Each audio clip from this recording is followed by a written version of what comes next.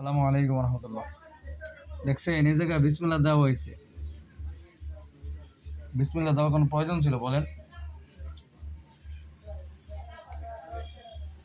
হাজী আমিনুর রশিদ ইয়াসির, সদস্য বিএনপি চেয়ারপারসনের উপদেষ্টা কাউন্সিল। এই জায়গায় দেওয়া দরকার ছিল বাংলাদেশ, এই জায়গায় জিন্দাবাদ না দিয়ে এই জায়গায় দিয়ে দিয়েছে বিসমিল্লাহ রহমান রহিম। বুঝতে পারছেন?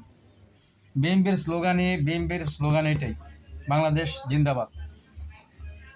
কিন্তু ওই ব্যাককলগুলি এই জায়গায় রাখছে বিসমিল্লাহ। এটা কোনো স্লোগান বলেন? বিসমিল্লাহ কোনো স্লোগান? প্রত্যেক ভালো কাজের শুরুতে বিসমিল্লাহ বলতে হয়। এটা যেহেতু একটা টি শার্ট, এই জায়গা তো বিসমিল্লাহ রহমান রহিম হয় না।